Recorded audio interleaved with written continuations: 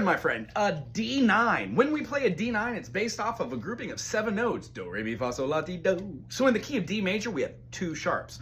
One of them is acquired from the key of G, which is F sharp, and the next one is 5 notes from that, C. So when we say D, E, F sharp, G, A, B, C sharp, get rid of 6 and 7, we have these 5. Get rid of our 2 and 4, and we're left with D, F sharp, and then A.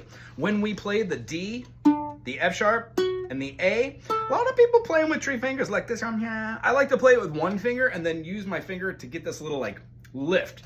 It separates these 2 nodes and allows this A string to be open. So nice. So when we play a D9, we have to alter a little bit of this. For our first chord, check it out. We're gonna put our first finger on the E string at the 2nd fret, where then we're gonna stretch our secondary finger, which feels improper. You generally want to skip a fret and a finger, but we're going to go to the C string at the 4th to cover that E note. That's our 9th, by the way.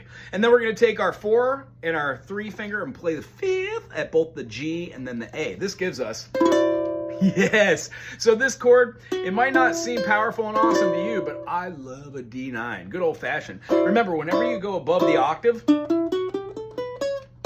you must have the minor 7th. In this case, we're going to be using the C, which is why we're putting our finger up top there. Okay, so the next chord we're going to be playing is going to be at the 5th. Bar the whole thing-a-ding-ding up. And then what we're going to do is we're going to be playing just the C, and then we're going to be playing the G, and going up top and playing the 6th. You're going to want to leave the E open. So a secondary bar works here, or you can just keep it open. Hear how that builds super amounts of tension? You're gonna have that first chord there, and then you're gonna wrap that finger around. Yeah, kind of like the first one, except now we don't have all of our fingers on there. We use the other one for an open legato. It will always have that E string ring-a-ding-a-ding. And then our 6th fret, these are actually some of my favorite ways to fret something on a ukulele or any stringed instrument rally. When we put our first finger on the C string on the 6th fret, and then we take our secondary finger, play the 7th, go all the way up top here on the A string, and then wrap that pinky around for the 8th fret, we get the same chord. Now you might say, you know, Wego, why?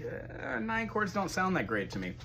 They do in correlation with other things. Now, we can play a D major and just add the 9. That means we would just open up that string. That's fine. That feels more like a sus. Now that's great when we're talking about major chords, but we cannot name minor chords as sus chords. No minor chord ever will ever be called a minor sus2 or a minor sus4. That is only reserved for a special chord called a major triad. Has a major third and then a minor third construction. When we change the order of those tertiary notes, the harmonies, we get ourselves a good old-fashioned D, F, A.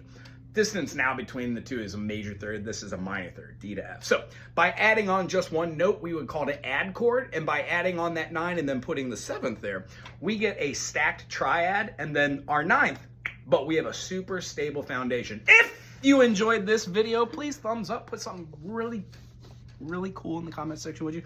Keep it classy and clean. There are students that I have that watch this channel. You know, anyway, aloha.